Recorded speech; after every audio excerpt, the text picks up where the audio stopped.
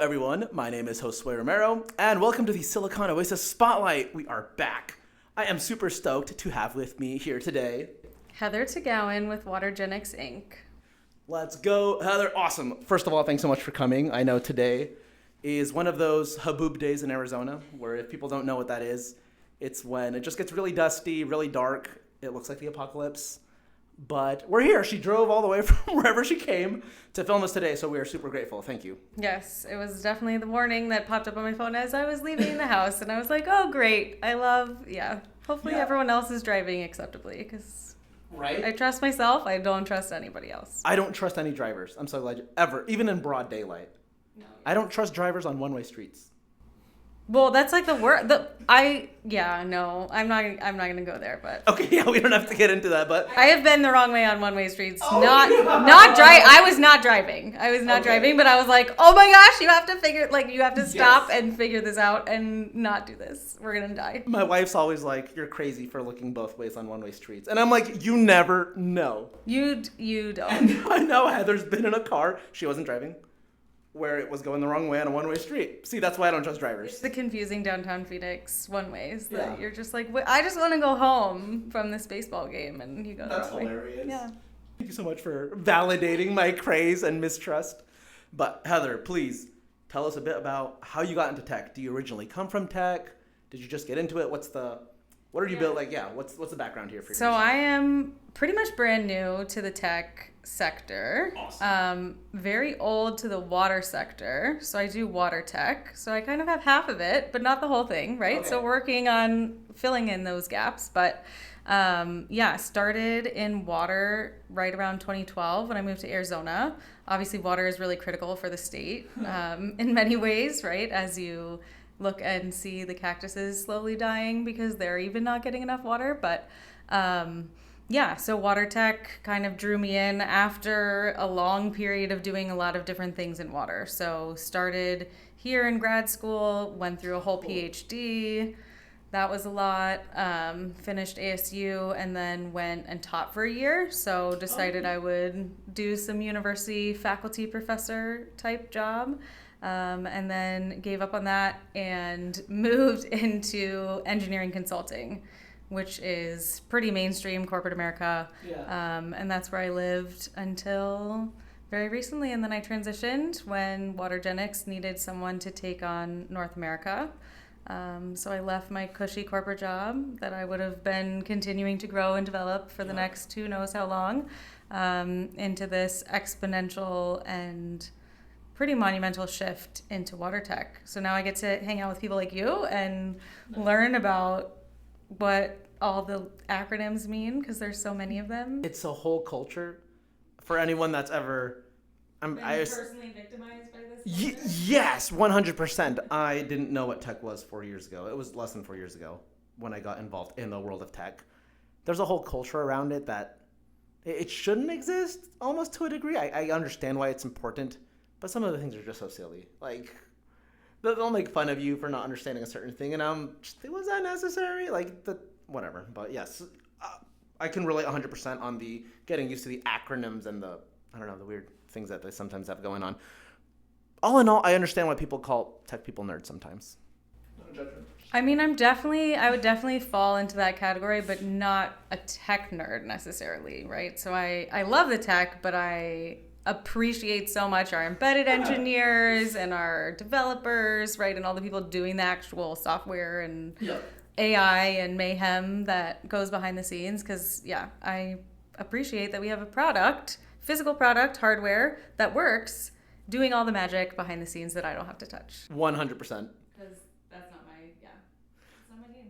So how long have you been in tech, like officially, you would say then, from the transition you made corporate to...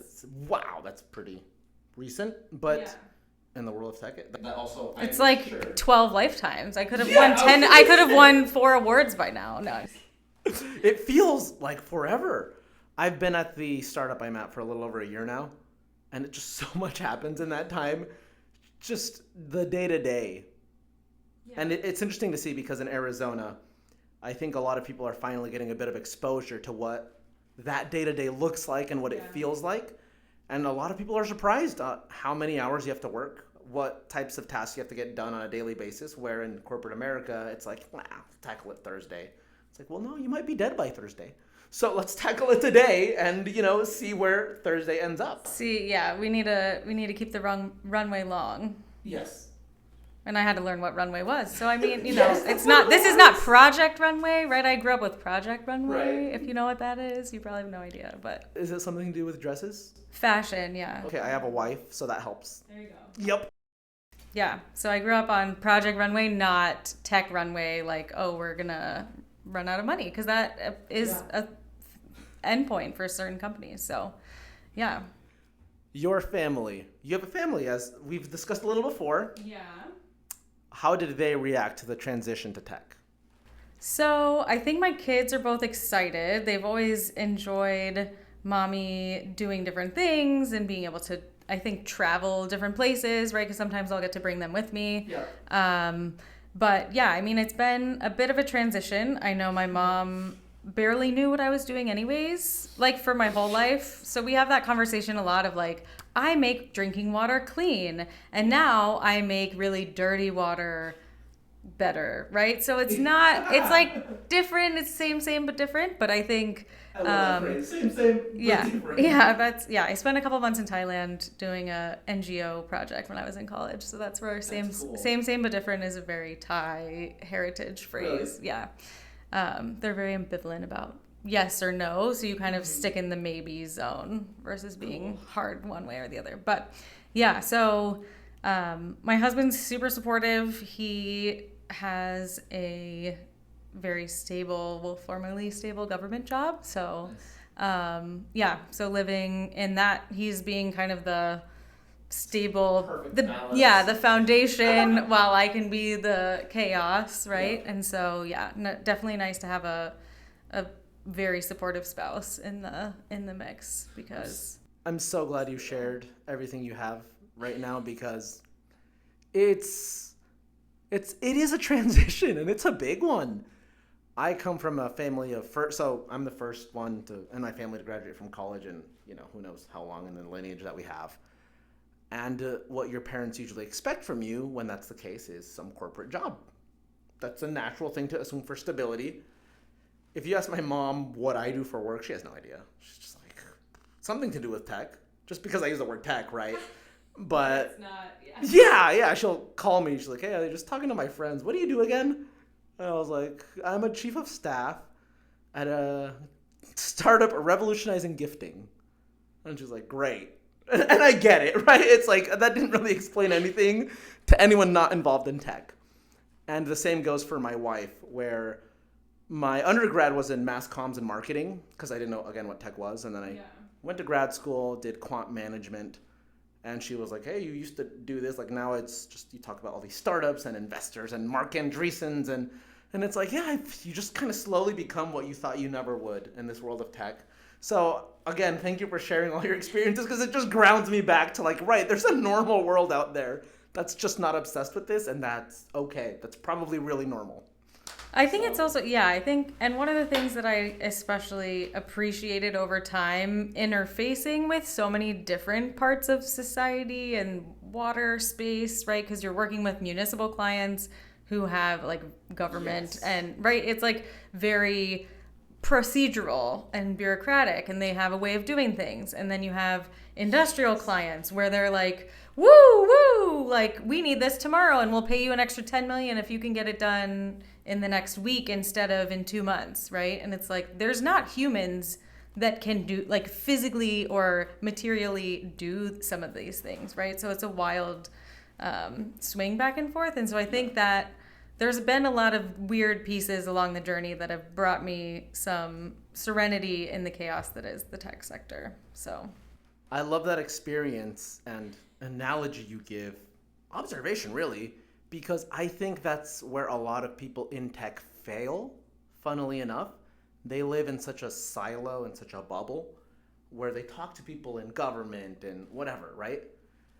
And they don't speak the same language. And tech people get frustrated and they say, I'm so smart. How can you not understand my brilliant solution? Yeah. And these people in government or whatever, like my background originally, right, was in construction. And I'm just like, I don't care. Like, how are you saving me money? That's what I care about. Like, how are you making my life easier? Don't just give me the jargon. Give me the solution in a way that I can understand it. And so many people who grew up in this tech bubble just don't get it. And a lot of them never will. I would say 98% of them never will. So a lot of them never picked up a hammer. And no judgment. It's just kind of where people live, right? If you've never done this, it's hard for people to understand. So I love that this casual conversation really gave some insight into, look, you got to understand the normal world wants the tech you're probably offering. They just want it served on a platter that is digestible. I don't even know if that made sense at all, but. No, yeah. I think because I'm on the customer acquisition side right now for Watergenics, it's trying to figure out who in an organization am I targeting, what is their role, what is their KPI, right? Like, so if your end of year bonus is based on this and I'm trying to sell you that, like that, we're not going to win, right? Yeah. Like, you don't need this, or you don't know that you need this, right? And telling someone that they need something that they never knew existed before is a challenge, right? Mm-hmm. And it's a fun challenge because we get the opportunity to then bridge that gap and explain the value and explain the value proposition in many different languages across different individuals, right? If you're in ops and you're like the one hand cranking all these valves every day, like you have a very different lived experience than the person who's in corporate and lives in the C-suite and is just trying to keep the shareholders happy, right? So it's a very big kind of gap that I'm bridging some days of like, who should I talk to about this? And can you refer me to someone who can speak my language on this technical topic, right? Because I think, a bit more technical than most CEOs would typically be. Having said that, and having this two-edged sword that you wield of normal and technical, what are you building at Watergenics? You mentioned that you're helping solve a specific challenge, and some people definitely need it. Please brag about it. Yeah, so we have a real-time water quality sensor and data analytics platform. So what that means is we have a physical device that you can deploy into the field, wherever that is, right? So if you want to put it in a lake, you can put it in a lake. If you want to put it in the canal I drove past to get over here, right? The CAP canal, you can drop it in there, and then you know what the water quality is continuously in real time. And that's something that is made possible by a lot of advancing technology on the tech side. And then also on the data analytics side, we have like the AI ML whole piece of agentic things that I can't speak to properly. Yeah.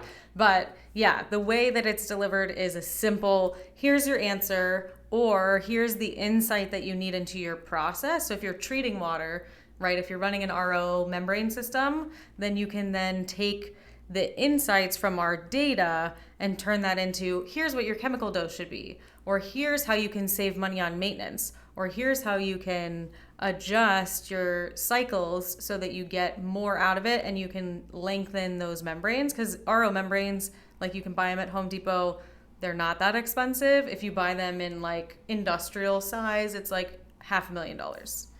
I'm not going to pretend to be smart here. What's an RO membrane system that I can get at Home Depot?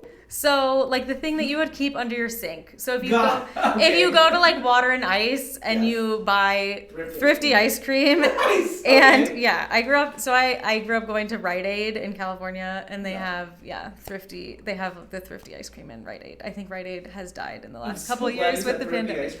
Yeah. Okay, cool. Yeah, we're on the same page. We took our kids there a couple weeks ago for thrifty ice cream because priorities. It's hot. Yeah. So the like larger scale, right? That's like somewhere where you go and get your 5-gallon jug filled up. If you have like the little fancy faucet at your sink, like that's a reverse osmosis process. And it's basically taking all the salt out of the water. Okay. And it's used in heavy industrial processes to make sure that they either have high purity water going in. So like a semiconductor fab will put an RO process, so they have ultra pure water that's coming out. They have a bunch more processes than just RO, because it's super fancy water that they're using to put in silicon wafer chips. But yeah, a simple RO that you could find at Home Depot up to like the mega millions. They use it for desal, for like seawater desal. So that's how you get the salt out of the water. That makes a lot of sense. Thank you for explaining it. I am sure I'm not the only one who didn't know what an RO membrane system was. That's fair. And I could be, right? Everyone watching this could just be like, yeah, you're the only one that didn't know. I mean, it's probably a good thing because it means you're probably just drinking regular water. Okay. Which is good. Sounds good for the good. planet. Yeah. Good for the planet. Maybe, a little salty, especially if you're on the west side. Gotcha. Awesome. So many questions around this. What would you call the device itself that you're building? Is it water monitoring system or? So yeah, it's a water sensor. So we call it abaya, which I inherited that name, but the abaya is a mythical creature that's out of like Vanuatu, like the Polynesian islands, that protects the creatures of the bay fearlessly. So that's kind of what the like ESG vision of like transition to a renewable economy. We need high quality water monitoring, and we're delivering that to make sure that people have high quality water, and also like protecting the planet as obviously a side benefit. Right. So you get the insight. So you put this in a body of water. You get the insights. What do you do with those then? It seems obvious to say, hey, clean up your water. But are there specific key players that you're sending this to, you're selling this to?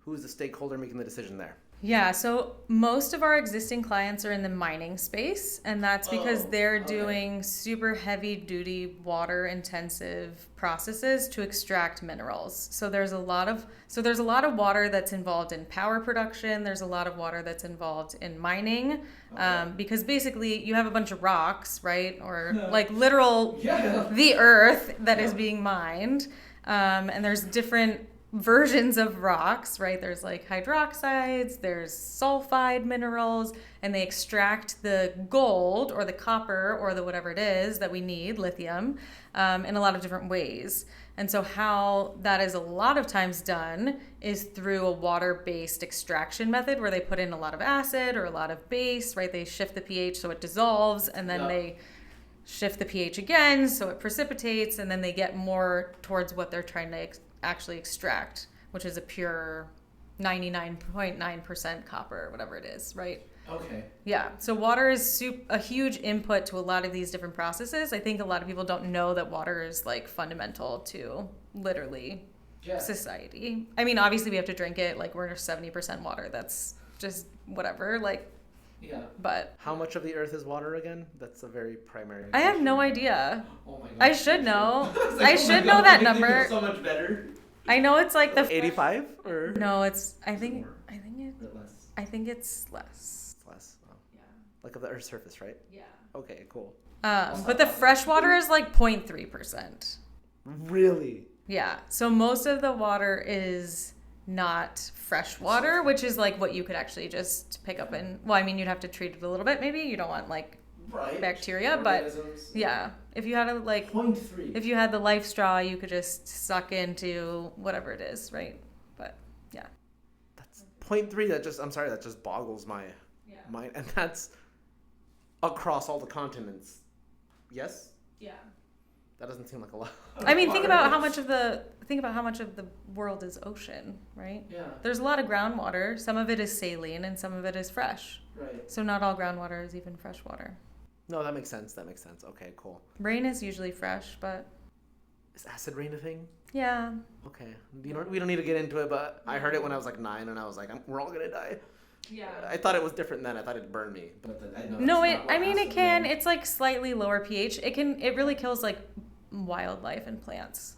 Acid rain is that doesn't make me feel any better, but bad for the forest more than it's for human. Like it's not low enough pH that you would be like, oh, ow, like unless you're right near like a terribly polluting power plant or something. But yeah, so like most of like the SOx and NOx, have you heard of those?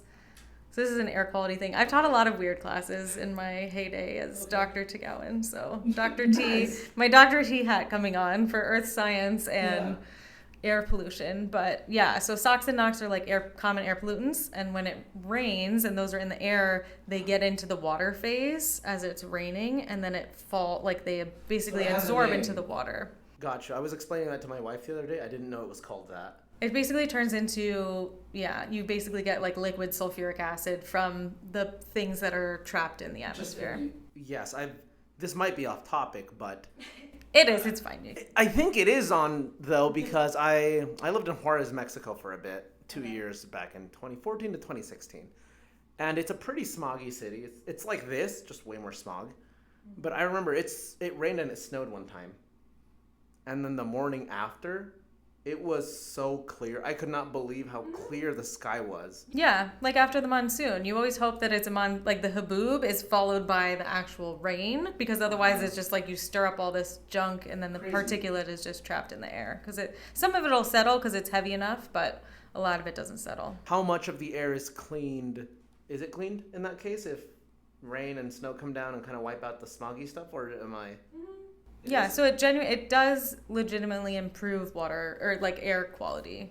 Interesting. One of the worst parts about that was it was great because I could see everywhere and the mountains were beautiful. 70 minutes later, you could see the smog just Growing, rising above everything again. And one of the first times where I used to work at a climate-focused fund, but this was before that. One of the first times in my life where I saw visually, it wasn't a PowerPoint, it wasn't what is it? An inconvenient truth type of video. I saw it, just the nastiness just rising into the air and just covering everything. So it was really interesting to observe. And cool what you're building, by the way. Again, I like climate tech. It was really hot in 2022, right? It kind of slowed down a little bit, but I'm not a person to say, hey, the Earth's going to end in 20 years. But I want clean water for my kids. I have a 5-year-old. I have a 5-month-old. I want clean air, right? So people building that stuff I'd really admire. So thanks for tackling the project head on. It might not be easy for your kids that you're in the midst of it all, but I just wanted to tell you that. Yeah. Awesome. No, it's definitely, and I have 2 kids myself, as you know, 2.5 and 4.5. And yeah, I mean, it's beyond what we do for ourselves, right? We make sacrifices for our kids all the time. Why would this not be a similar line of thought, right? And it seems like a cool project to get behind. Just water, especially in Arizona, so needed. Mm-hmm. Yeah, water. I feel like that's one of the reasons that I've stayed in Arizona, I think, too, is because it's a critical resource, and it's actually appreciated more, I think, because like back east, there's so much happening in terms of like industrialization and like the new, I don't know, that's where a lot of like the data centers are going into because they have a lot of rain. But there's not the same level of care and management as we have in Arizona. And so it's challenging to see some of that because I'm like, please, you need to like come up with regulations to manage this new influx because you're going to have all this water going away. How much does it take to cool one data center? I heard something ridiculous, especially when it comes to AI. It was just... So I think I read something, I think it was like maybe half a liter of water per couple ChatGPT searches. Yeah, like 3. I mean, couples quite literally 2, but yeah, I heard it was something just ridiculous. And there's been some talk out there of venture capitalists saying all of these AI companies are going to die, albeit 1 or 2. We just don't have the manufacturing, we don't have the infrastructure, to sustain something like that. Yeah, so it's water, it's power, which uses water.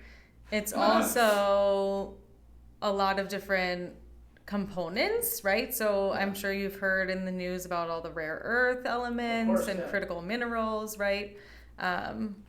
We in the US don't have the refining capacity to create our own rare earths, and we will not for a while. And so...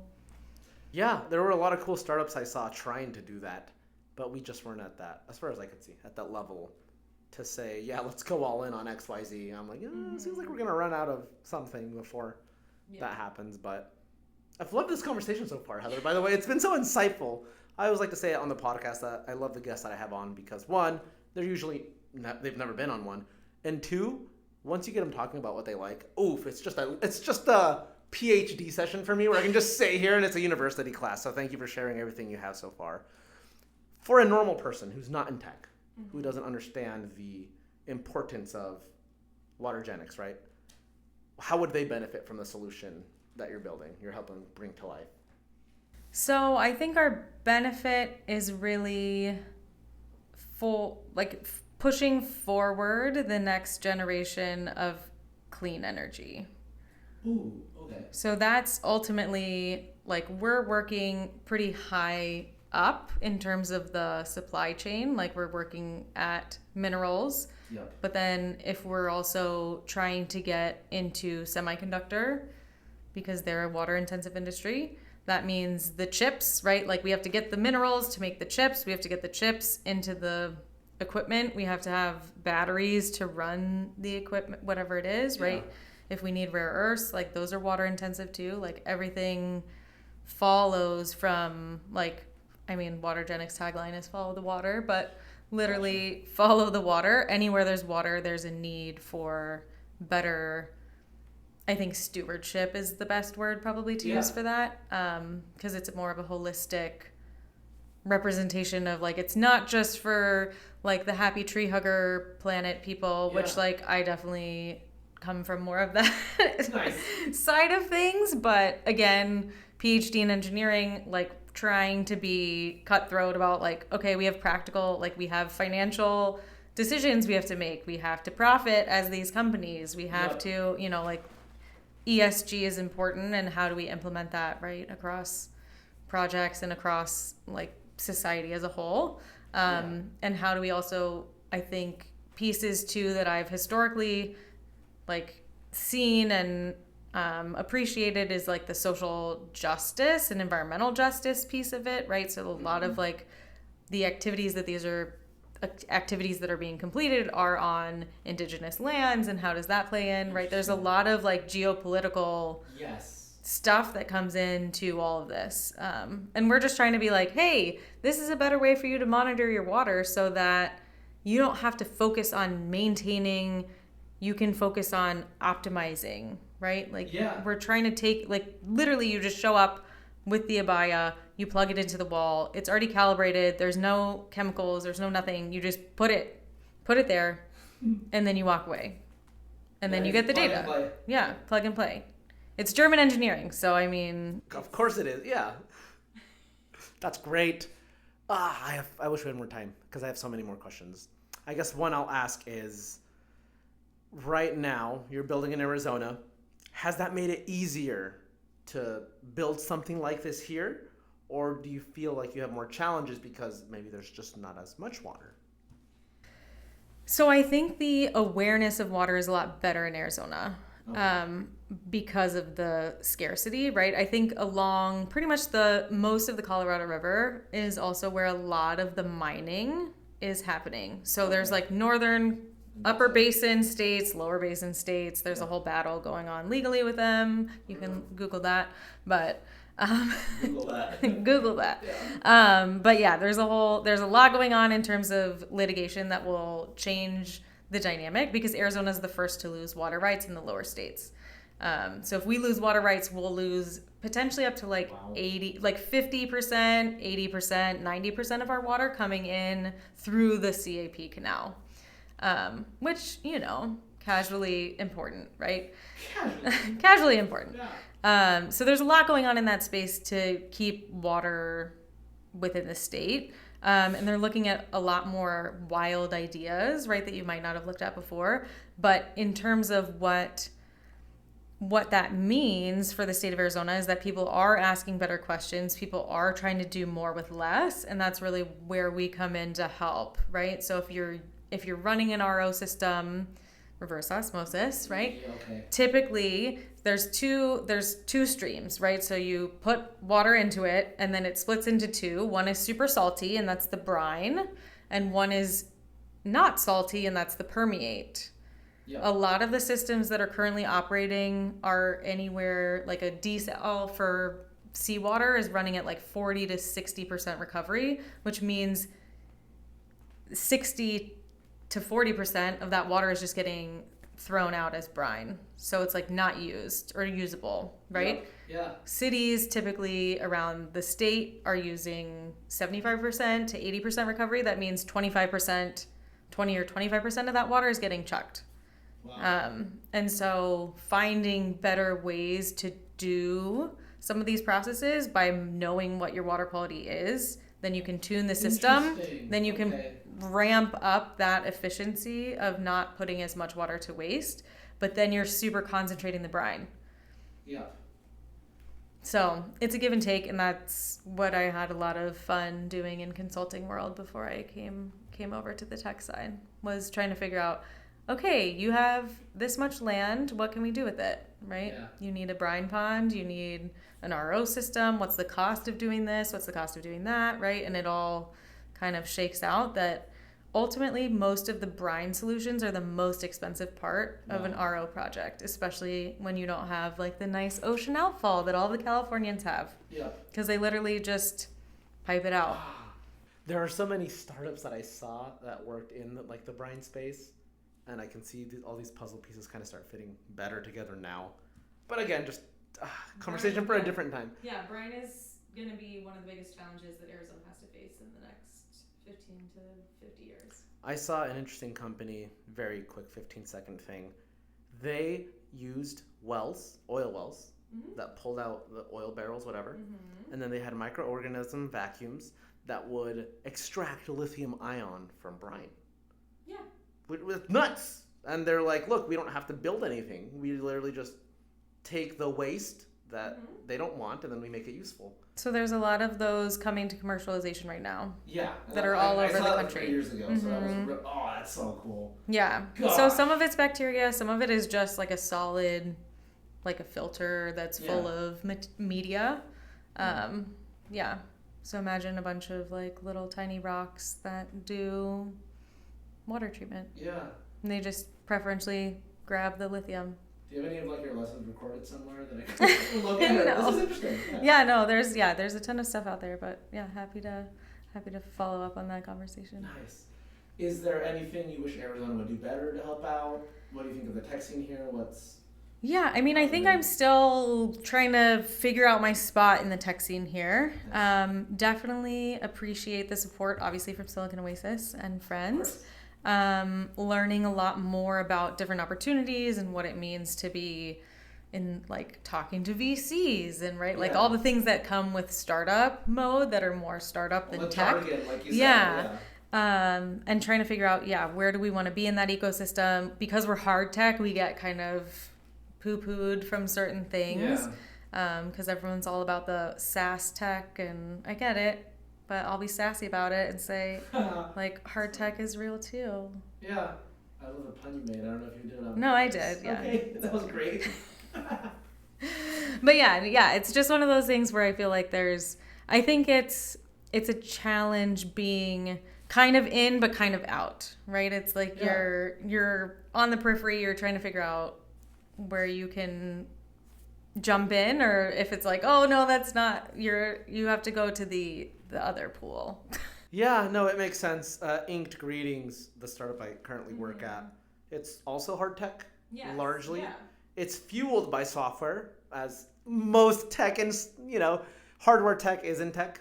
But it's interesting to observe because we pitched a lot of different VCs. No, I wouldn't say a lot, actually. There was a couple I met that I kind of used to work with, and they said when they passed, well, hard tech is hard. And I was like, okay. And since then, we've had amazing investors back us, so didn't feel bad about that at all. But it's interesting because I think it was my CEO, and I could be wrong here, he mentioned that the majority of just America's growth in general has been built on the back of hardware. Just everything. When we talk about AI, it doesn't exist without the data centers. Right? I mean, they're like, oh, well, we can optimize everything with software. And I'm like, but there's like real humans out there that have to physically go you have to move the stuff. Yes. There's like we could have robots, I guess, do it, whatever. That's a whole separate discussion. But it's, I mean, automation is automation, and upgrading what people get to do with their time instead of doing boring, monotonous tasks, like 10 out of 10 recommend. But I agree. Even some of the largest companies you see today, Uber, right? They'll call it a SaaS play. It's nothing without its cars. The Waymos, the Tesla, robo-taxis. It's just all this stuff. It's always been, right? I think hardware got shunned just because you see the physical cost of something. Sure, software doesn't have that right off the bat. But I'm sitting on a chair using a microphone, being recorded. It's all hardware, right? software enabled. What is it? Hardware enabled. One of those phrases. I'm gonna get it wrong, right? Awesome. We're coming up on time here, Heather. How have you felt? Good. Yeah. You've sounded like a natural throughout the entire thing. Yeah, I mean, I think it's one of those things where it's important. I care about it. Yep. And, hopefully that comes through. Where can people find you online? Or in person? Yeah, I mean, we don't have an office, I don't have an office. We do have an office. It's in Berlin, and you can go visit it. It's called the Watershed. It's really cool. It's off of Urbanstrasse. If you're in the neighborhood. Down in the neighborhood. There's great food around there. I get all the lunch Slack messages like, "Oh, we're going to this place," and I was like, Thanks, "I'm team. so jealous." Yeah. I'm on LinkedIn. I'm on email, whatever. Cool. Yeah. Same with Watergenics, the page, I'm guessing? Yeah, watergenics.tech. So Okay. I'm Heather at watergenics.tech, which is, Let's go. keep it simple. That does make it very simple because I was like, the last name, it's kind of tough to spell. Yeah, my last name is not. Yeah, I'm glad I got away from that one. Last thing you want to say to the audience before you close out? Keep in mind that your water is the most important thing. It's part of your life on a daily basis. So if you know someone who's in water, tell them to come find me. That's great. Well, Heather, thank you so much for coming on today. This was amazing, and hopefully you have a safe drive in this weather. Yeah. Hopefully now we get some water because it'll clean the air. That'd be great. Yeah, no, seriously, yeah. Yeah, particularly. Well, everyone, that's it for this edition of the Silicon Oasis Spotlight, and we will see you next time. Bye.